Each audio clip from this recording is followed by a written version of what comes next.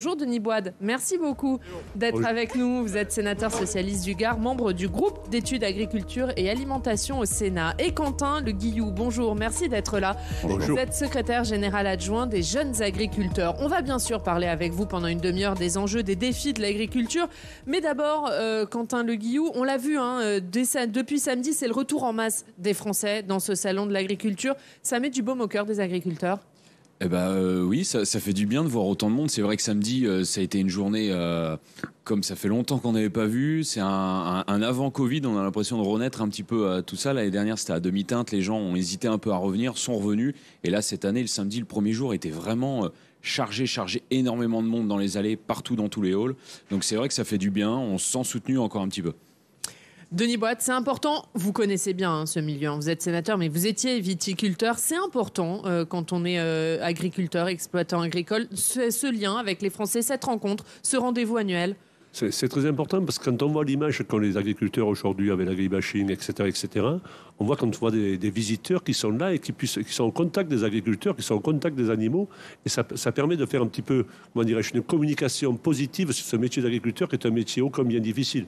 D'ailleurs, j'étais, moi, à l'époque, il y a si longtemps que ça d'ailleurs, président du conseil départemental du Gard. Et j'avais demandé à ceux qu'on vienne au salon de l'agriculture justement pour faire découvrir nos produits et pour faire un petit peu la mise en valeur de ce département. On va évidemment parler de tous les enjeux de l'agriculture. Ce salon de l'agriculture, c'est le rendez-vous des Français, mais c'est aussi le rendez-vous des politiques. Et après Emmanuel Macron, qui a passé de très longues heures samedi dans les allées du salon, c'est au tour d'Elisabeth Borne d'arpenter ses allées aujourd'hui. Et Audrey, elle sera là toute la journée, elle aussi. Oui, et ce sera sa toute première visite avec sa casquette de Première ministre. Une déambulation placée sous le signe des territoires, puisqu'elle commencera par le hall des Outre-mer avant de poursuivre par celui des région Normandie notamment, avant une séquence sportive devant la mascotte du salon, la vache Ovalie, nous dit-on, du côté de son entourage. Une visite qui se veut complémentaire à celle du président. Nous expliquons à Matignon, Elisabeth Borne devrait détailler les annonces faites par le président samedi, notamment en matière d'adaptation au changement climatique. Elle devrait aussi présenter un grand plan de recherche d'alternatives aux produits phytosanitaires qui devrait être retiré prochainement du marché avec un soutien financier de l'État à ces recherches. La Première ministre prévoit aussi d'évoquer la crise des énergies, bien sûr, et la crise de la filière bio, peut-être au moment du déjeuner qu'elle prendra avec l'ensemble des organisations syndicales. Vous le voyez, un programme chargé qui commence par le hall des Outre-mer dès 10h. Audrey, on vous retrouve évidemment un petit peu plus tard. Quentin Le Guillou, vous attendez beaucoup de ces visites de politique. Est-ce que c'est utile? C'est l'occasion de faire passer un message, de faire avancer vos dossiers aussi? C'est toujours un petit peu le rendez-vous de l'année. Toute l'année, on travaille bien sûr avec les politiques de tous bords pour avancer, pour discuter. Là, on est actuellement sur l'adaptation au changement climatique, qui est aussi quand même le point fort. Et c'est ensemble qu'on va pouvoir avancer. Donc bien sûr, là, c'est un petit peu la semaine de l'agriculture. Allez, on se pose tous pendant une semaine, on discute tous ensemble, on essaye d'avancer les problématiques et des solutions. Et puis, on va voir ce qui va en sortir. Mais c'est vrai qu'on en attend toujours... on va dire de grandes choses. Ouais, on va parler de la visite, celle d'Emmanuel Macron, qui a passé plus de 12 heures ici samedi. Est-ce qu'il a répondu aux attentes des agriculteurs, selon vous, Denis Boide? Je crois que sur deux thématiques que vous avez évoquées quand on vient de parler, je pense qu'il faut effectivement qu'on travaille dès maintenant. Parce que le réchauffement climatique, c'est une réalité de quotidien. C'est des mesures urgentes qui doivent être prises. C'est peut-être un changement de mode de culture dans certaines régions, et notamment dans la mienne, où on doit peut-être s'adapter à ce changement-là. Je crois qu'on attend beaucoup de ce gouvernement, mais c'est une véritable politique agricole qu'il nous faut mener au niveau de l'État. Là, on va évidemment reparler du changement climatique. La priorité, Quentin Le Guillou, c'est quoi? Qu'est-ce que vous attendez prioritairement d'Emmanuel Macron et d'Elisabeth Borne qui est là aujourd'hui? On va dire qui montre au moins un minimum le soutien au monde agricole. Je pense qu'aujourd'hui, M. Macron l'a prouvé encore samedi, à venir sur le salon, à pouvoir nous rencontrer, discuter avec nous. Voilà, je pense que il nous oublie pas, il est avec nous. Le gouvernement, on le sent qu'ils sont quand même de notre côté. Maintenant, c'est toutes les interdictions, les problèmes climatiques qu'on a, plus les surcharges sur les exploitations, les crises électriques et autres qu'on a eues sur les coûts énergétiques font aussi impacter les exploitations. Donc, en fait, c'est un cumul qui aujourd'hui peuvent créer un petit peu le ras-le-bol dans certaines exploitations agricoles. Donc, voilà, avec le gouvernement, on arrive à discuter. Je pense que maintenant, il faut qu'on arrive à trouver de la vision long terme sur l'accompagnement de ces exploitations-là, les exploitations qui sont en crise, que ça soit dans l'arbo, dans le viti, en grande culture. Voilà, on a des interdictions, il y a des aléas climatiques. Il faut comment pallier tout ça, comment avancer ensemble. Je pense le débat est ouvert. Maintenant, il faut arriver ensemble à avancer. L'un des grands défis de l'agriculture française et l'un des grands thèmes de ce salon, c'est la question de la souveraineté alimentaire. Est-ce que la France a aujourd'hui la capacité et les moyens d'assurer sa souveraineté alimentaire et de nourrir sa population ? Non, mais comme le disait notre collègue jeune agriculteur, je pense que c'est le fond du problème. Quand on regarde par exemple l'élevage, je regardais ça il n'y a pas si longtemps que ça, le poulet. 20% de la production de poulet en France, tout le reste est importé. Quand on regarde le commerce extérieur, on est le deuxième exportateur derrière les avions. On a quand même une agriculture... Le secteur viticole, qui est le deuxième exportateur. On est quand même, comment dirais-je, performant quand on veut. Effectivement, il faut que l'administration comprenne aussi qu'un certain nombre de règles devraient être un petit peu allégées. Une simplicité dans les procédures, parce qu'on passe un temps infini à faire des procédures dont on n'est pas certain que tout le monde regarde d'ailleurs. Je pense qu'il y a des choses qu'on peut faire sans pour autant révolutionner complètement. Mais c'est vrai que cette souveraineté alimentaire, on en a besoin aujourd'hui parce qu'on constate quand même qu'on a trop de produits importés. Mais elle est là aujourd'hui ? Les agriculteurs, ils peuvent assurer la souveraineté alimentaire aujourd'hui ? On peut, faut-il encore leur en donner les moyens et puis effectivement, par un certain nombre de charges qui leur incombent. L'énergie. Vous disiez il y a 2 minutes l'énergie. Mettez-vous à la place de quelqu'un qui produit des fruits et légumes, qui a un frigo, qui a un compteur de 48 kVA ou je ne sais combien. Il paye l'électricité à un prix très élevé. L'augmentation des coûts est importante. Il a des marges qui sont minimes. Comment voulez-vous que ça en sorte si on ne l'accompagne pas ? Comment ça se traduit ? C'est important cette question de l'énergie. On en parle évidemment depuis plusieurs mois. Comment ça se traduit concrètement pour les agriculteurs ? Qu'est-ce que ça implique pour vous, cette augmentation des prix de l'énergie ? Ça implique une multitude de choses parce qu'aujourd'hui, c'était...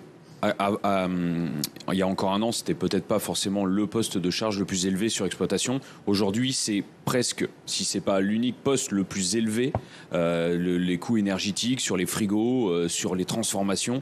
Donc aujourd'hui, il faut réussir à concilier cette hausse de charge sans forcément l'impacter au consommateur. L'idée, on a un coût énergétique qui est là, on va peut-être essayer de remonter, exemple sur les pommes de terre ou sur les fruits et légumes, on va essayer de remonter un petit peu le prix pour compenser un petit peu le coût énergétique, sauf que qui c'est malheureusement à la fin qui est impacté, c'est le consommateur. Et des fois, l'agriculteur, lui, de cette augmentation, n'en voit qu'une petite partie. Donc aujourd'hui, il faut réussir à tous se mettre autour d'une table, dire ok, on est impacté, qui est impacté, comment on va l'impacter et voir comment on peut essayer d'évoluer ce prix pour qu'il aille jusqu'au consommateur sans forcément trop taper dans la poche du consommateur parce que c'est toujours le consommateur. Et justement, l'une des questions, c'est la rémunération aussi des agriculteurs. Alors samedi, lors de sa visite au salon, Emmanuel Macron a lancé un message aux distributeurs. On l'écoute. Donc notre alimentation, on doit en préserver la valeur pour que nos producteurs, nos agriculteurs puissent vivre de ce revenu. Ensuite, il faut que, avec nos distributeurs, on fasse très attention parce qu'il y a certaines marques qui ne sont pas celles produites par nos agriculteurs. Ce sont souvent des marques de distributeurs qui ont une envolée des prix qui touchent le portefeuille de nos consommateurs. Donc il faut faire cet effort, il faut être très vigilant. Mais là, on a besoin d'un effort collectif, d'un engagement. C'est ça ce que je demande aussi à nos distributeurs aujourd'hui. C'est de participer à l'effort. Ils font des bénéfices, des profits. J'en suis heureux pour eux et leurs salariés. J'espère qu'ils le redistribuent. Mais dans ce moment-là, on ne peut pas demander un effort à nos producteurs. Parce que nos agriculteurs, ils payent plus cher l'énergie, ils payent plus cher les intrants divers pour produire. Et on a besoin de garantir leurs revenus. Il a eu les bons mots, Emmanuel Macron. Quentin Le Guillou, cet appel est suffisant pour vous ? Déjà, c'est dit. Déjà, c'est dit, ça remet un petit peu les choses. Quand c'est le président de la République qui dit ça, qui annonce ça, bon voilà. Déjà, ça repose un petit peu les bases. Maintenant, il y a du travail, il y a des lois qui existent, les lois EGA qui ont été mises en place et qu'il faut encore accentuer et des états généraux de l'alimentation. Tout à fait. Voilà. Maintenant, je pense qu'on peut encore essayer d'améliorer tout le système.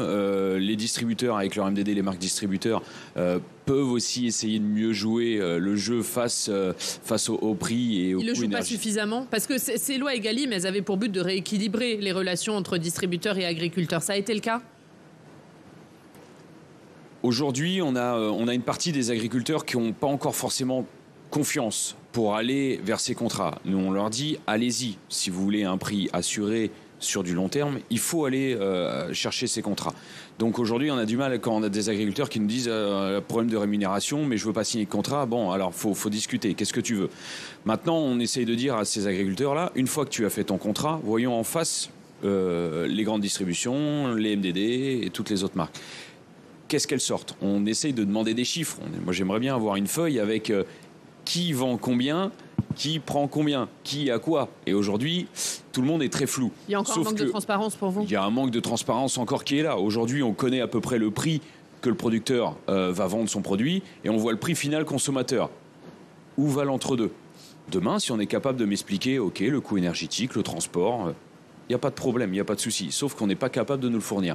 Si demain, on a des chiffres bien détaillés convenablement, on va pouvoir voir un peu plus les choses. Il y a des prix qui commencent à sortir, le gouvernement a des chiffres aussi un petit peu, donc j'espère qu'on va remettre un petit peu tout le monde dans le droit chemin et qu'on va pouvoir aller et tout le monde faire des efforts. Je pense qu'on est tous capables de faire des efforts. Il y a encore un manque de transparence et il y a encore des efforts à faire, Denis Boîte, pour vous ? Vous savez, on a voté la loi Egalim 2, puis après on a voté la loi Egalim 3, qui était quand même une progression et un petit peu plus de, comment dirais-je, de responsabilité des uns et des autres dans le cadre de cette loi. Interdit de vendre à perte, etc., etc. Je crois qu'aujourd'hui, ce que nous avons besoin, c'est le respect de ces règles. Parce que parfois, ces règles sont bonnes au part. Je les ai d'ailleurs votées, ce n'est pas un problème pour nous. Mais pour autant, faut-il encore qu'elles soient appliquées et qu'elles permettent une juste rémunération aux agriculteurs. Parce que le problème, il est où ? Le problème, c'est que si on veut des agriculteurs qui puissent vivre de leur exploitation, vivre de leur métier, vivre sur leur propre terrain, dans leur propre région, on a besoin d'une rémunération qui soit à la hauteur du travail qu'ils fournissent. Et c'est bien là où il y a tout le problème, d'ailleurs. Mais qui ne les applique pas aujourd'hui ? Qui ne joue pas le jeu ? Ce sont les distributeurs qui ne jouent pas le jeu ? C'est un petit peu ce qu'on nous a dit. Entre le prix producteur et le prix du consommateur, où on ne peut pas effectivement en permanence augmenter le prix à l'arrivée, il y a peut-être une marge au mieux qu'il faut regarder. Il faut arrêter aussi, en tout cas, faire moins de promotions, arrêter de tirer les prix vers le bas. C'est aussi ça que vous demandez aux grandes enseignes de la distribution ? Bien sûr, parce que quand les distributeurs vont enchaîner les promotions, casser les prix, derrière, on sait clairement qu'il n'y a pas de vente à perte. Enfin, du moins, peuvent essayer une fois, deux fois, mais des entreprises qui vendent à perte, souvent ne vivent pas très longtemps. Donc, vu les capacités aujourd'hui de ces grandes distributions-là et de ces PME, ces grandes distributions plutôt, sont capables aujourd'hui, je pense, d'aller négocier les prix. Donc, il y a des prix encore qui sont cassés, descendus, et du coup, je pense acheter moins cher aux producteurs, ou du moins à un prix, on va dire, peut-être à juste équilibre. Et c'est pour ça qu'aujourd'hui, on a encore des exploitations qui sont dans la difficulté, et on est quand même en 2023, ça fait quand même des années qu'on entend ce problème-là. Le prix est légèrement vendu de plus en plus cher tous les ans, sauf que les charges suivent aussi derrière. Et voilà, on n'a pas encore cette bascule qu'on a réussi à faire entre le prix de vente et les charges qui seraient intéressantes et rémunératrices pour l'agriculture. Sur les agriculteurs, auquel on peut rajouter aussi la concurrence internationale, notamment sur les fruits et légumes, avec des fruits et des légumes qui arrivent de pays parfois européens à des prix défiant toute concurrence, où ils ne sont pas confrontés aux mêmes difficultés en termes de charges et de fonctionnement que ceux que sont les agriculteurs français. Est-ce qu'elle est internationale, cette concurrence, ou est-ce que la plus grande concurrence pour l'agriculture française, elle est au sein de l'Union européenne ? Elle est internationale, mais elle est aussi au sein de l'Union européenne, comme qu'il en soit. Ouais, il y a un problème de différence de normes. Oui. Il y a des distorsions entre les différents pays de l'Union européenne, Quentin Le Guillou. Oui, au sein même de l'Europe, on le sait, il y a des pays où des produits vont être peut-être autorisés alors qu'en France ne le sont plus, et à l'inverse peut-être. Du coup, le coût de main-d'œuvre aussi. Aujourd'hui, on est tous dans l'Europe. Nous, aujourd'hui, pour payer un salarié 1500, je vais en donner 1500, donc je vais donner 3000 par mois pour mon salarié. Sur des pays peut-être plus sur l'est de la France, c'est des charges qui vont être quand même diminuées. Pour faire le même travail sur le même temps horaire, ils vont peut-être sortir que 800, 900 ou 1000 euros par mois. Donc il faut alléger les charges pour les agriculteurs. C'est un plus, voilà, c'est les charges, le coût énergétique, les normes en plus qu'on peut avoir, et du coup le tout cumulé fait que en France, certes, on a peut-être, même sûrement, c'est même sûr, des produits de qualité.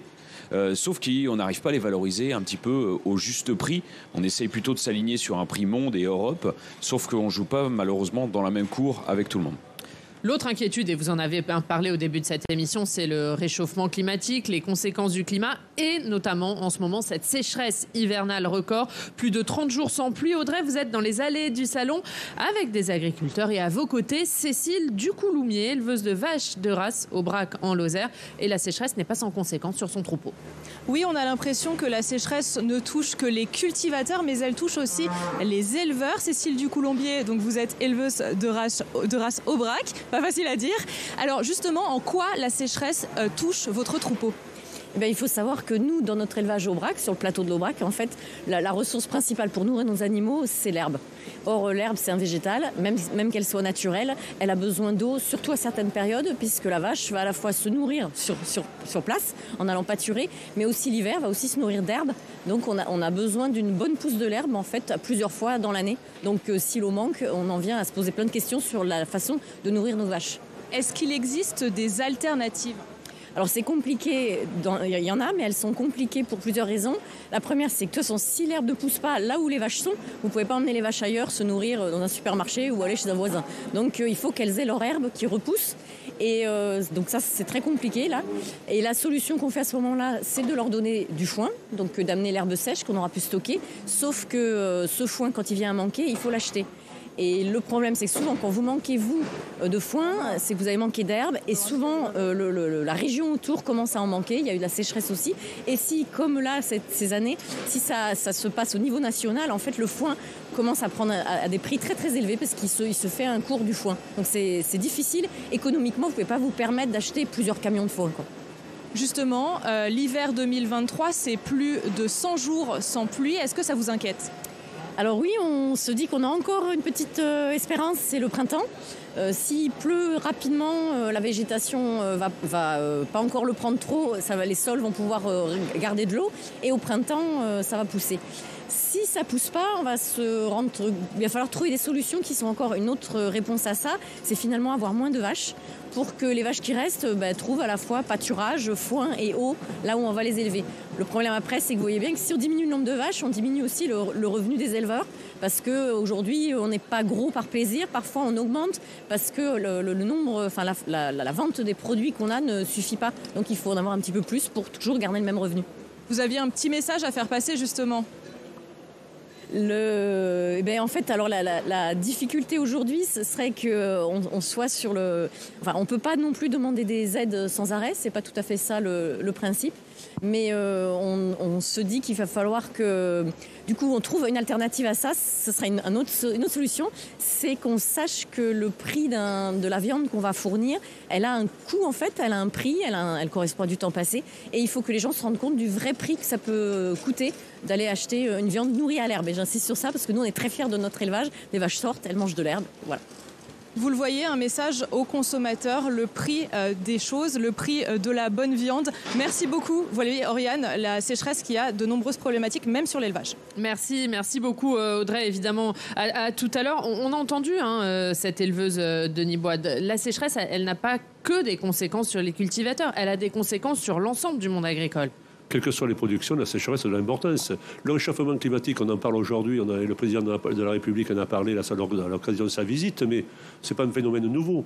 Et tant mieux s'il nous dit qu'il va prendre des mesures et des mesures efficaces. Parce que je crois qu'aujourd'hui, ce qu'on a besoin, c'est, premièrement, peut-être revoir dans certains secteurs nos cultures. Peut-être qu'on ne pourra pas faire cultiver tout et n'importe quoi partout. Deuxièmement, il faut un plan d'irrigation, parce que le problème de l'eau, c'est l'eau aussi pour nos villages, et nos villes et nos villages pour boire, hein.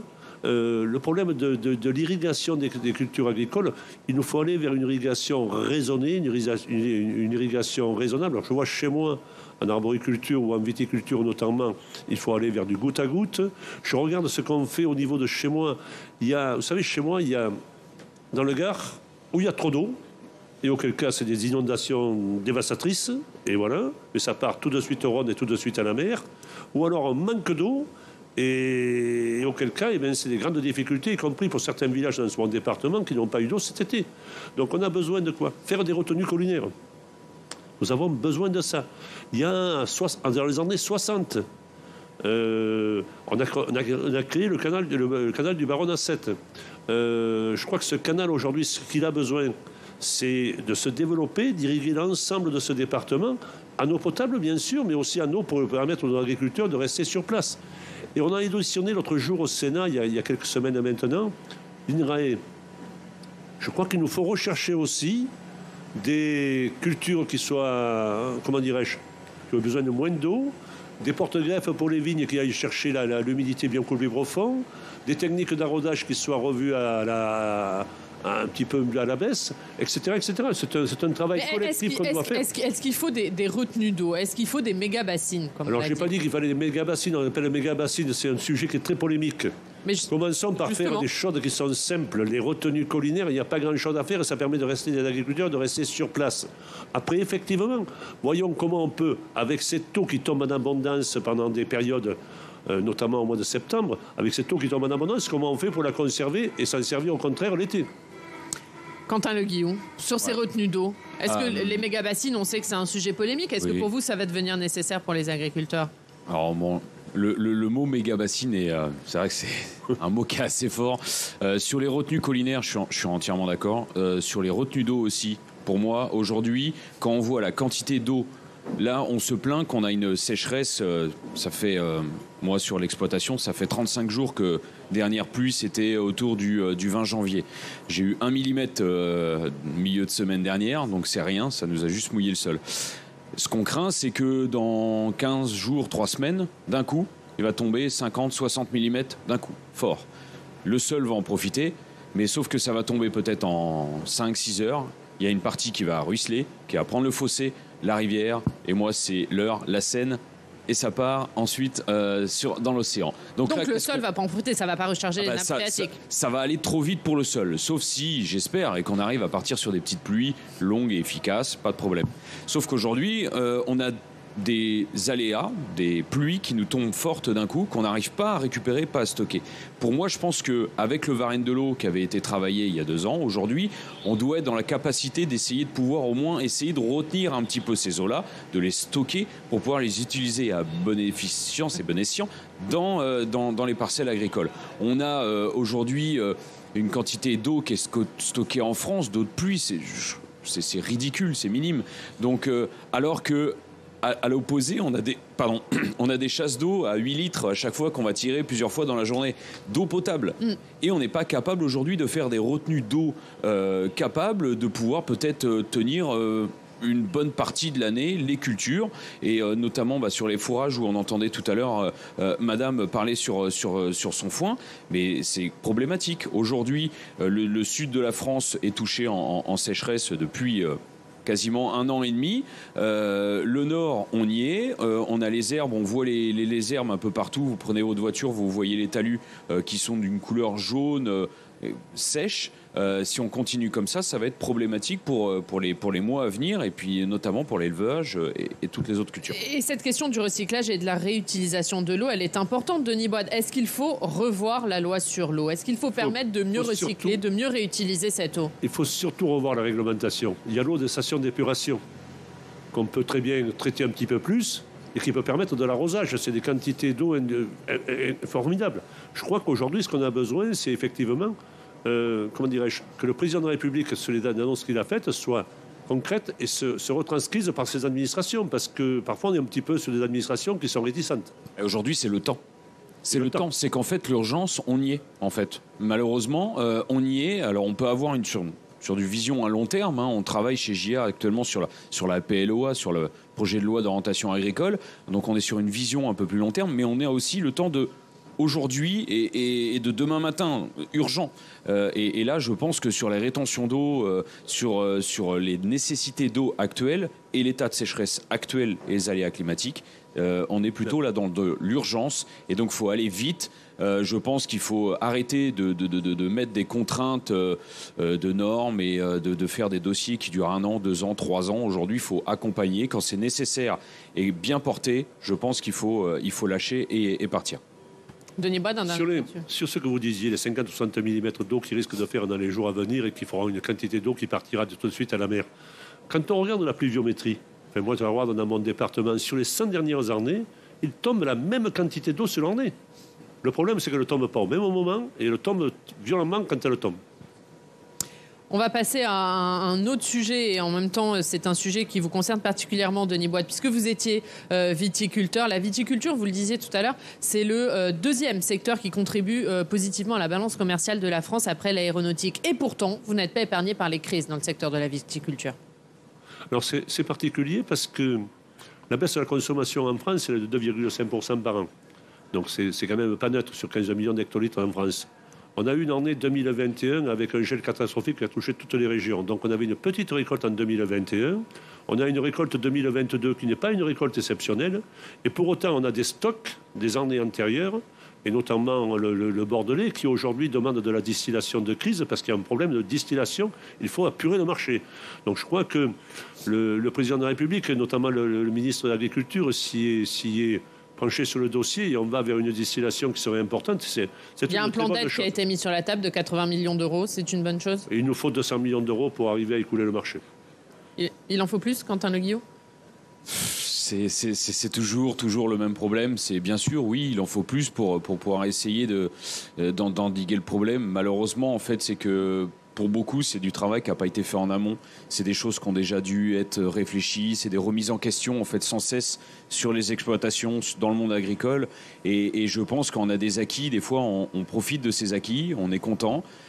Et au bout de quelques années et quelques décennies, on peut perdre cette facilité qu'on a eue, cette réussite des fois qu'on a eue. Et s'il n'y a pas de remise en question, l'agriculture est une exploitation agricole. Et ça, c'est un message aux viticulteurs. Ça veut dire qu'il faut repenser la viticulture aujourd'hui. C'est un message à tout le monde aujourd'hui.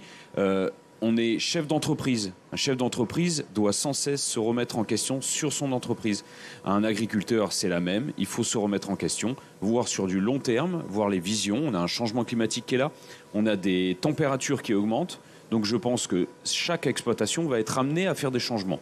Comment on va aller travailler ensemble, avec quel argent, comment tout ça on va pouvoir mettre en place. Je pense qu'on va pouvoir aussi travailler ensemble.